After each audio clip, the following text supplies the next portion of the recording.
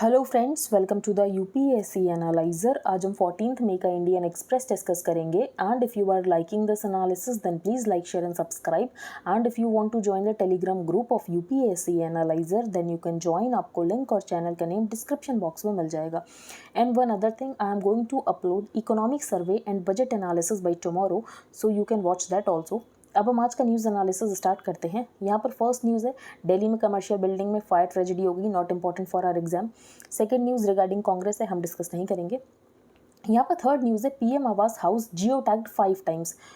अब खारगांव एमपी में एक महिला का घर था जो कि प्रधानमंत्री आवास योजना में बना था। उसकी जियो टैगिंग भी हुई थी लगभग 5 बार, लेकिन उसके बाद भी बुलडोजर डिमोलिशन ड्राइव में उसको डिमोलिश कर दिया गया। तो यहाँ पर इंडियन एक्सप्रेस ने इन्वेस्टिगेशन किया और यही पूछा है कि अगर प्रधानमंत्री आवास योजना में वो घर बना था तब तो वो यहाँ पर इनक्रोच लैंड पर नहीं बना हो सकता, तो फिर यहाँ पर डिमोलिशन क्यों किया गया। ये न्यूज़ हमारे लिए इंपॉर्टेंट है। इस न्यूज़ में एक पोर्टल की बात की गई है, भुवन पोर्टल। तो भुवन पोर्टल यहाँ पर किसने बनाया है, तो इसरो का प्रोजेक्ट है भुवन। तो जियो स्पेशल पोर्टल है भुवन, और भुवन ने इसके साथ भुवन बनाने के लिए इसरो ने यहाँ पर मैप माई इंडिया के साथ कोलैबोरेट किया है। तो it is a type of web portal use to find and access geographic information and associated geographic services via the internet. Collaboration किसके साथ किया गया है, मैप माई इंडिया। तो मैप माई इंडिया के डेटाबेस को यहाँ पर कनेक्ट किया गया है इसरो की हाई एंड सैटेलाइट कैटलॉग से, जिसकी वजह से यहाँ पर कॉन्स्टलेशन ऑफ सैटेलाइट से डेटा कलेक्ट किया जाता है और एसेट्स को यहाँ पर जियो टैग किया जाता है। तो आई होप आपको समझ आ गया हो। अब हम आगे चलते हैं। फर्स्ट पेज पर और कोई भी इंपॉर्टेंट न्यूज़ नहीं है, यहाँ पर भी कोई इंपॉर्टेंट न्यूज़ नहीं है। Delhi to bring back embassy to Kyiv next week. जब यहाँ पर यूक्रेन और रशिया का कन्फ्लिक्ट स्टार्ट हुआ था तब हमने क्या किया था, जो हमारी यूक्रेन में एम्बेसी है उसको हमने शिफ्ट कर दिया था वॉर्सो पोलैंड में, लेकिन हम वापस से यहाँ पर अपनी एम्बेसी को शिफ्ट कर रहे हैं टू कीव। तो in a symbolic move expressing solidarity with Ukraine, India on Friday announce that its embassy in Ukraine would relocate to Kyiv from May 17। और इससे पहले हमने वॉर्सो पोलैंड में शिफ्ट कर दी थी अपनी एम्बेसी, लेकिन अब हम वापस से यहाँ पर यूक्रेन में शिफ्ट कर रहे हैं। High court says quota can't go on forever. अब यहाँ पर इशू क्या हम डिस्कस कर लेते हैं। तो आर्टिकल 331 के अंडर लोकसभा में 2 एंग्लो इंडियंस को नॉमिनेट किया जाता था। तो provision for nomination of 2 Anglo Indians to Lok Sabha was made under article 331 of the constitution. ऐसे ही आर्टिकल 333 जो है डील करता था with representation of the community in legislative assemblies. तो एंग्लो इंडियन कम्युनिटी के रिप्रेजेंटेशन लेजिस्लेटिव असेंबलीज के लिए आर्टिकल 333 था, और आर्टिकल 331 था 2 एंग्लो इंडियंस को नॉमिनेट किया जाएगा लोकसभा में। लेकिन ये जो आर्टिकल 331 और 333 में जो यहाँ पर एंग्लो इंडियंस को नॉमिनेट किया जाना था उसको हटा दिया गया था 104th अमेंडमेंट करके। तो court was hearing A petition challenging the constitutional 104th amendment act 2019, जिसने कि यहाँ पर क्या किया, amendment remove the nomination based representation of the Anglo Indian communities in Lok Sabha and legislative assemblies. तो इसी को चैलेंज किया गया, इसके लिए पिटीशन गई। तो आपको सिर्फ इतना ये पता होना चाहिए कि आर्टिकल 331 में लोकसभा के अंदर 2 एंग्लो इंडियंस का नॉमिनेशन था, आर्टिकल 333 लेजिस्लेटिव असेंबलीज में एंग्लो इंडियंस का नॉमिनेशन से डील करता है, लेकिन 104th कॉन्स्टिट्यूशन अमेंडमेंट से इस प्रोविजन को हटा दिया गया, और जिसकी पिटीशन यहाँ पर कोर्ट में चल रही है। तो observing that the provision for representation of the Anglo Indian community by nomination in Lok Sabha had been introduced to give an assurance to the community's member, लेकिन कोर्ट का ये कहना है ये जो कम्युनिटी है ये इंटरमिंगल हो चुकी है, जिसकी वजह से अब यहाँ पर रिजर्वेशन की ज़रूरत नहीं है। अगर ऐसा चलता रहा तो रिजर्वेशन तो परपेचुइटी में चलता रहेगा। तो ये यहाँ पर कोर्ट का पॉइंट ऑफ व्यू है। अब हम आगे चलते हैं। यहाँ पर कोई इंपॉर्टेंट न्यूज़ है नहीं। तो यहाँ पर मैंने आपको भुवन ऐप बताई थी, तो यहाँ पर वही मेंशन है, Bhuvan a platform of the Indian space research organisation, और यहाँ पर जियो टैगिंग की जाती है प्रधानमंत्री आवास योजना में। तो incidentally para 7.8 of the schemes guidelines circulated by the centre to all states mandate geo tagging for monitoring. और यहाँ पर जियो टैगिंग की गई थी, लेकिन उसके बाद भी डिमोलिशन ड्राइव में हाउस को डिमोलिश कर दिया गया, जबकि ये हाउस जो है प्रधानमंत्री आवास योजना में बना था। आगे हम चलते हैं। सॉफ्ट टारगेट, ये हम डिस्कस कर लेते हैं। तो कश्मीरी पंडित्स को अभी भी जम्मू कश्मीर में टारगेट किया जा रहा है। तो यहाँ पर ऑथर ने गवर्नमेंट की पॉलिसी पर क्वेश्चन उठाया है। तो यहाँ पर गवर्नमेंट की पॉलिसी ये है कि गवर्नमेंट का ये कहना है जो मिलिटेंट्स हैं उनका पूरी तरीके से एलिमिनेशन कर दिया जाएगा। तो however it has been clear for several years that policy that focuses on elimination of the militants alone is not working. तो गवर्नमेंट की ये जो पॉलिसी है कि पूरी तरीके से यहाँ पर मिलिटेंट्स को खत्म कर दिया जाएगा, ये काम नहीं कर रहा है, क्योंकि मिलिटेंसी जो है एक रिवॉल्विंग डोर है, आप खत्म ही नहीं कर सकते क्योंकि नए रिक्रूट होते जा रहे हैं। तो militancy in Kashmir is a revolving door that produces more recruits for each one that is skilled in an encounter, तो अगर एक को आप एनकाउंटर में मारते हो तो 2 और नए मिलिटेंट्स खड़े हो जाते हैं। तो ये जीरो एलिमिनेशन वाली पॉलिसी तो यहाँ पर काम नहीं कर रही है। That these killings are being carried out by local boys is well known. अब यहाँ पर लोकल बॉयज़ को कौन रिक्रूट कर रहा है, तो बेसिकली यहाँ पर फॉरेन मिलिटेंट्स जो कि यहाँ पर पाकिस्तान से आते हैं। The police have said there is an increasing presence in the valley of foreign militants that usually means they are from Pakistan. उसके बाद यहाँ पर यंग कश्मीरीज को किसी तरह रिक्रूट किया जाता है, फिर उनसे यहाँ पर किलिंग कराई जा रही है। तो last month after more such killings the police said, अब पुलिस ने ये बोला है कि जो यहाँ पर वैली में माइग्रेंट्स हैं, यहाँ पर जो कश्मीरी पंडित्स हैं, उनको हम सिक्योरिटी प्रोवाइड करेंगे, लेकिन हर इंडिविजुअल को यहाँ पर सिक्योरिटी प्रोवाइड करना पॉसिबल नहीं है। तो last month after more such killings the police said they would launch night patrols in remote villages where non migrants lived in order to prevent attacks on soft targets. लेकिन Kashmiri pandits का यही कहना है कि आप एक एक को यहाँ पर सिक्योरिटी प्रोवाइड नहीं करा सकते हो। तो over the last nearly 3 years administration का ये कहना है कि लॉ एंड ऑर्डर मेंटेन है, लेकिन हमें जो ग्राउंड पर दिख रहा है वो ये है कि डिसेंट को कर्व करने की कोशिश की जा रही है, डिसेंट को कर्व करने की कोशिश की जा रही है, जिसकी वजह से और ज़्यादा यहाँ पर मिलिटेंट्स जो है रिक्रूट हो रहे हैं। तो बेसिकली यही इस आर्टिकल में बताया कि हमने डिस्कस कर लिया। बुलडोज्ड, तो बेसिकली ऑथर ने इसमें ये बताया है कि ये जो डिमोलिशन ड्राइव चल रही है उसकी वजह से लोगों और सरकार में और ज़्यादा डिस्टेंस हो जा रही है।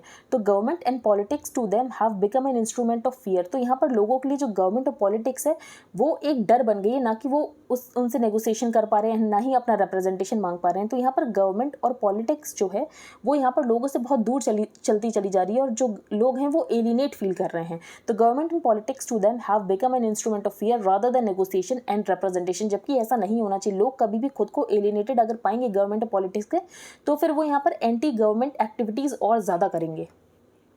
अब हम आगे चलते हैं। फॉक्स पॉपुलाई, ये हम डिस्कस करेंगे।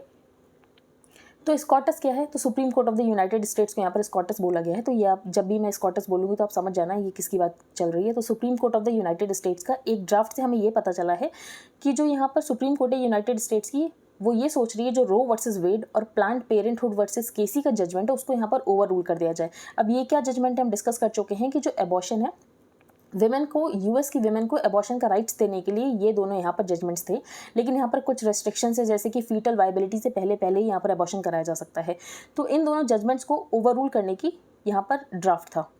Almost 225 year old founded to interpret the American constitution that was adopted in 1789। तो यहाँ पर ये बताया गया है कि जो अमेरिका की सुप्रीम कोर्ट है वो यहाँ पर कब इस्टेब्लिश हुई थी, तो मार्च 4, 1789 को इस्टेब्लिश हुई थी। अब बेसिकली जो अमेरिका की सुप्रीम कोर्ट है उसमें जो रिपब्लिकन्स हैं, रिपब्लिकन्स यहाँ पर अपोज करते हैं कि एबॉर्शन राइट्स नहीं होना चाहिए, और उनका मानना यह है कि प्रो लाइफ होना चाहिए। लेकिन डेमोक्रेट्स का ये कहना है कि जो विमेन है उसके पास चॉइस होनी चाहिए। तो डेमोक्रेट्स यहाँ पर प्रो चॉइस है और यहाँ पर रिपब्लिकन्स यहाँ पर प्रो लाइफ है। अब स्कॉटस में जब जजेस अपॉइंट किए जाते हैं तो अगर कोई रिपब्लिकन प्रेसिडेंट होता है तो वो ये देखकर करता है कि ये जो है ये मेरी विचारधारा को फॉलो कर रहा है या नहीं, और यहाँ पर जो डेमोक्रेट्स होते हैं वो ये देखकर अपॉइंट करते हैं कि ये मेरी विचारधारा को फॉलो कर रहा है या नहीं। तो बेसिकली जब जजेस अपॉइंट होते हैं तो वो आइडियोलॉजी देखकर यहाँ पर अपॉइंट होते हैं। तो कंजर्वेटिव जजेस also frame the regulations of abortion as a state legislative rights issue giving enormous weight to the apparent public opinion within those states. अब यहाँ पर ऑथर ने एक बहुत इंपॉर्टेंट पॉइंट उठाया है। अब यहाँ पर जो कंजर्वेटिव जजेस हैं उन्होंने यहाँ पर स्टेट लेजिस्लेटिव राइट्स के ऊपर छोड़ दिया था कि स्टेट लेजिस्लेटिव राइट्स यहाँ पर डिसाइड करें कि उनको यहाँ पर अबॉर्शन को लीगल बनाना है या इलीगल बनाना है। फिर यहाँ पर ऑथर ने एक क्वेश्चन उठाया है कि जो जुडिशरी होती है वो यहाँ पर पब्लिक ओपिनियन के ऊपर काम नहीं करती, वो यहाँ पर लीगल रीजनिंग के ऊपर काम करती है। तो अगर उसे पब्लिक ओपिनियन को ही सेटिस्फाई करना हो तो सारी चीज़ें यहाँ पर लीगल तो वो कर ही नहीं सकती है। इसीलिए जुडिशरी को हमेशा लीगल रीजनिंग से काम करना चाहिए, ना कि पब्लिक ओपिनियन से।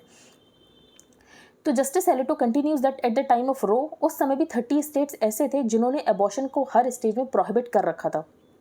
तो legislatures in state must be able to adopt laws and abortion as they see fit. तो इस ड्राफ्ट में बेसिकली ये बताने की कोशिश की गई है कि जो यहाँ पर डिफरेंट स्टेट्स जैसे अपने यहाँ अबॉर्शन की पॉलिसी चाहते हैं वो वैसी बना सकते हैं।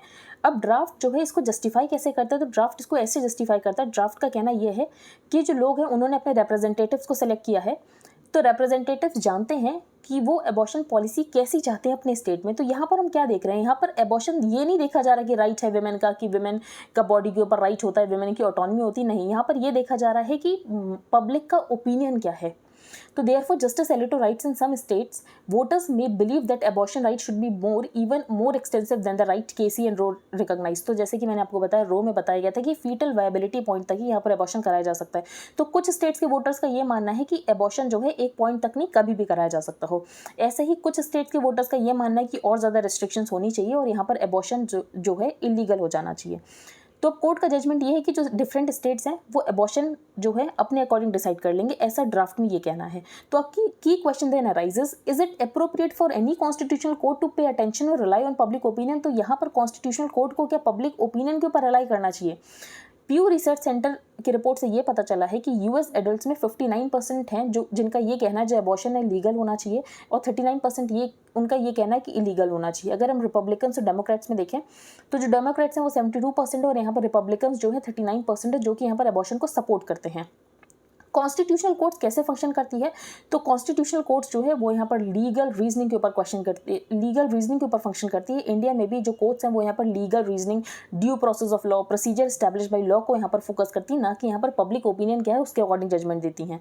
तो the notion that constitutional court should take the will of the voters into account is at odds with the understanding of courts elsewhere like in India. For instance various point में, जैसे कि स्कॉटस ने जब slavery को यहाँ पर खत्म किया गया था, एबॉलिश किया गया था, तब पब्लिक ओपिनियन ये हो सकता था कि स्लेवरी को नहीं खत्म किया जाए, लेकिन लीगल रीजनिंग ये कहती थी कि स्लेवरी को खत्म किया जाना चाहिए, इसीलिए स्लेवरी को एबॉलिश किया गया। तो for instance at various points of time the Scots may have reflected the popular opinion of the time and consequently upheld slavery. तो बहुत बार स्लेवरी को अपहेल्ड किया गया क्योंकि पब्लिक ओपिनियन वैसा था, लेकिन जब ये डिसाइड हुआ कि लीगल रीजनिंग के ऊपर कोर्ट्स यहाँ पर फंक्शन करती है तो स्लेवरी को एबॉलिश कर दिया गया।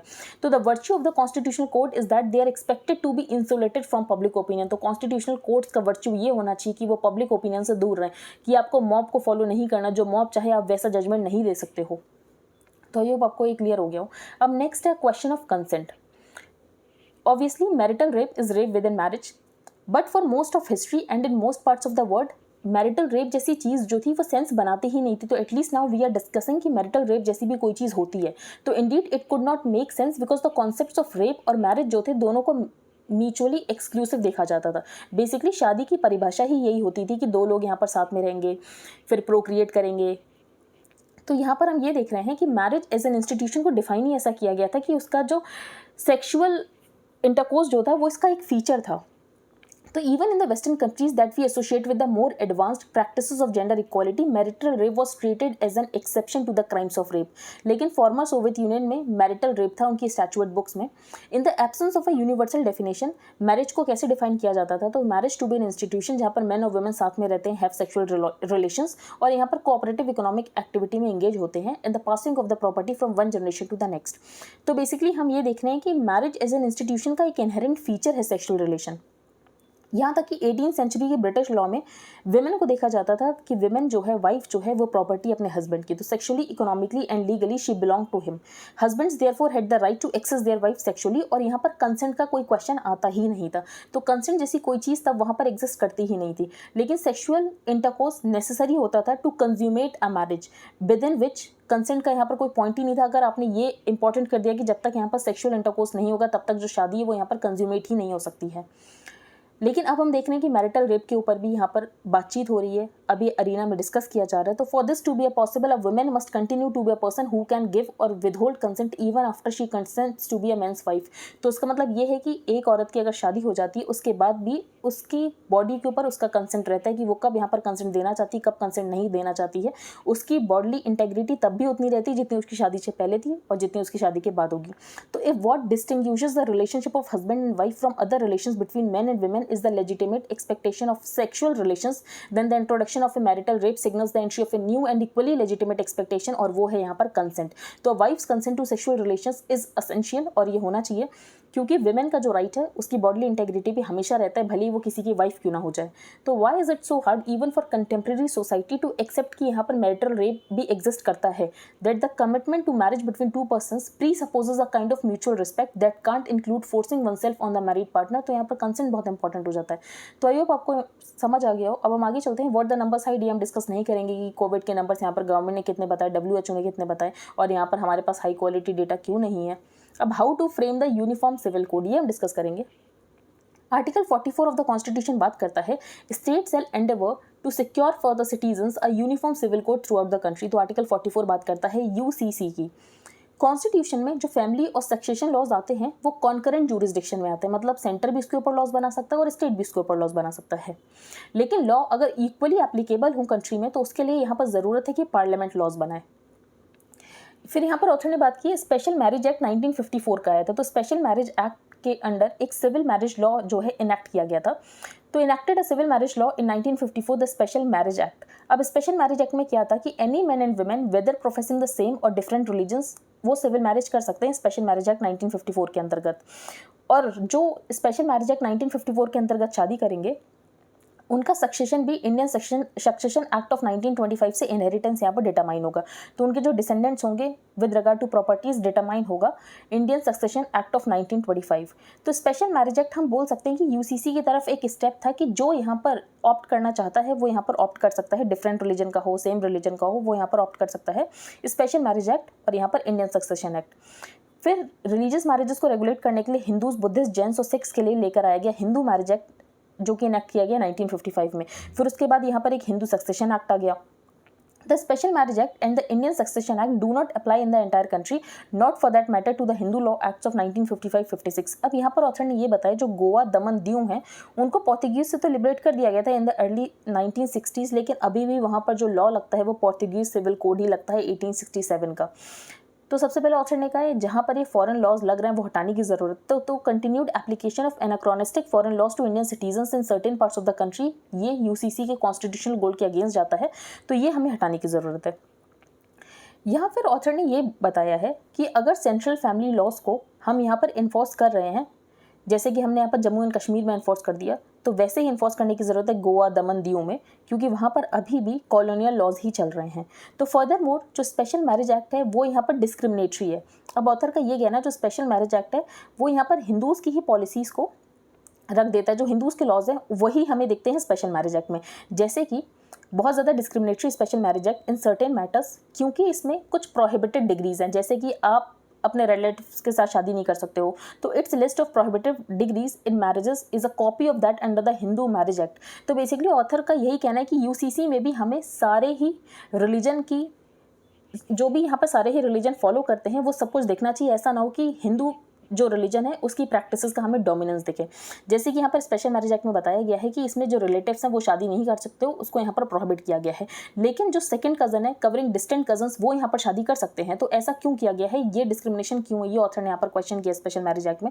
सो a Hindu can freely marry a second cousin under the act though his religion prohibits it, but a Muslim can't marry under it a first cousin which his religion allows and is a common practice in the community। तो basically author का यही कहना है कि अगर आप UCC बनाओ भी तो डिफरेंट रिलीजन के जो फीचर्स हैं उनको यहाँ पर इम्बाइब करने की कोशिश करो। अब हम आगे चलते हैं, वर्ड पेज पर हम डिस्कस करेंगे। यहाँ पर पहले एडीबी की बात की गई, तो एडीबी के रिगार्डिंग हम फैक्ट्स देख लेते हैं। रीजनल डेवलपमेंट बैंक है 1966 में बना था, हेडक्वार्टर मनीला फिलीपींस में है, यूनाइटेड नेशंस ऑब्जर्वर है। कौन कौन इसका मेंबर हो सकता है, तो members of the United nation economic and social commission for Asia and the Pacific, तो यूएन एस्केप जो है मेंबर्स हो सकते हैं इसके, और नॉन रीजनल डेवलप्ड कंट्रीज भी इसके मेंबर्स हो सकते हैं। अभी 68 मेंबर्स हैं, 49 एशिया में हैं। अब इसमें वोटिंग पैटर्न कैसे डिसाइड होता है, तो जो कंट्री जितना कैपिटल यहाँ पर कंट्रीब्यूट करेगा उसके अकॉर्डिंग यहाँ पर वोटिंग पैटर्न डिसाइड होता है। सबसे ज़्यादा यहाँ पर जो शेयर होल्डर्स हैं वो है जापान और यूनाइटेड स्टेट्स, 15.6% शेयर्स हैं, चाइना का 6.4 है, और इंडिया का 6.3 और ऑस्ट्रेलिया का 5.8 है। तो आई होप समझ आ गया आपको। अब हम आगे चलते हैं। Sweden signals it will follow Finland in moving to seek NATO membership. तो यहाँ पर फिनलैंड ने बात की थी कि हम नेटो मेंबरशिप को ज्वाइन करेंगे, ऑफिशियली ये बात अनाउंस कर दी थी। अब स्वीडन भी यही सिग्नल कर रहा है कि स्वीडन भी यहाँ पर नेटो मेंबरशिप को ज्वाइन करेगा। अब यूएनएचआरसी में रेजोल्यूशन हुआ ऑन यूक्रेन कि यहाँ पर जो रशिया है, रशिया की वजह से जो ह्यूमन राइट सिचुएशन है वो बहुत ज़्यादा डिट्यूरेट हो रही है यूक्रेन में। इंडिया ने इस प्रपोजल को, इस रेजोल्यूशन में अब्सटेन किया है। तो India abstain in the UNHRC on resolution on the deteriorating human right situation in Ukraine stemming from the Russian aggression. UAE के जो long ailing leader Sheikh Khalifa bin Zayed, तो he is no मोर। तो India ने basically state morning की है। The government of India has decided that there will be 1 day's state mourning on May 14 throughout the country।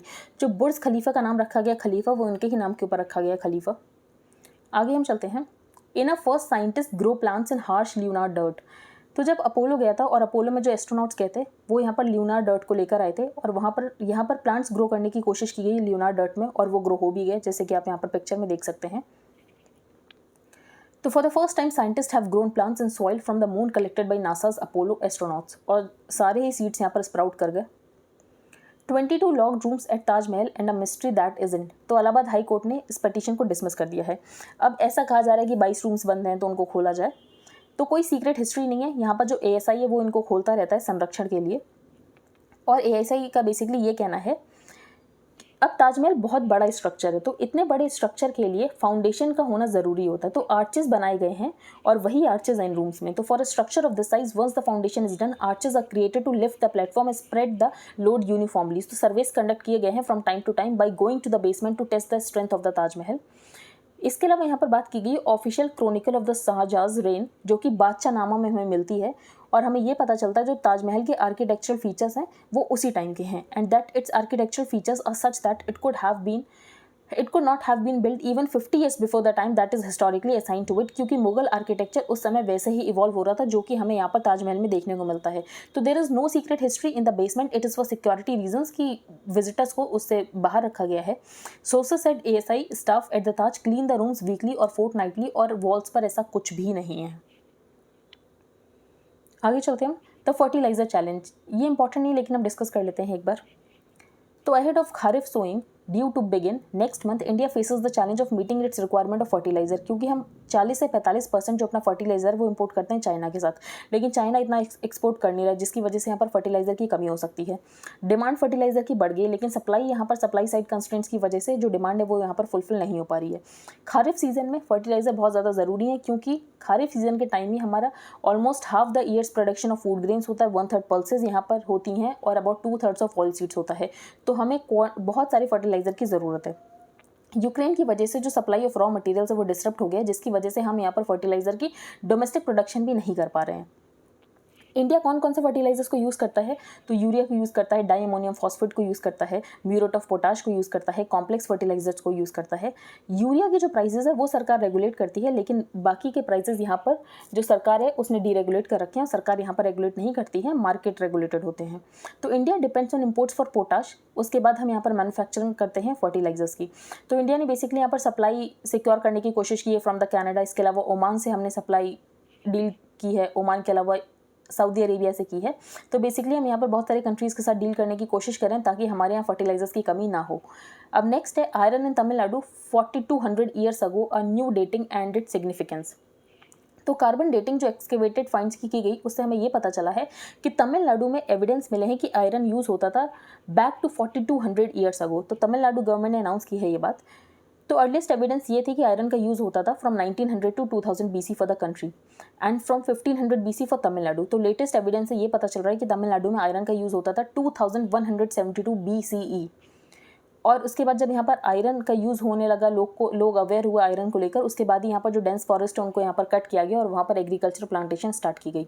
तो findings हमें कहाँ से मिली है, तो ये फाइंडिंग्स हमें मिली है नियर कृष्णागिरी इन तमिलनाडु, मयलादुंपराई। तो मयलादुंपराई नियर कृष्णागिरी इन तमिलनाडु, जहाँ से हमें ये फाइंडिंग्स मिली हैं। टाइमलाइन रिविजिटेड, तो dates when humans entered the iron age vary from one region of the world to other. तो सारी जो यहाँ पर आयरन एज में एंटर किए गए हैं वो अलग अलग हुआ है। जैसे कि 1979 में हमें आयरन ट्रेस होता है टू 1300 BCE एट आहार इन राजस्थान। तो आहार एक साइट है राजस्थान में जहाँ पर हमें आयरन के ट्रेस होता है। फिर लेटर सैंपल्स एट बुक्का सागरा इन कर्नाटका ने ये बताया कि आयरन प्रोडक्शन आयरन की हेल्प से प्रोडक्शन होता था।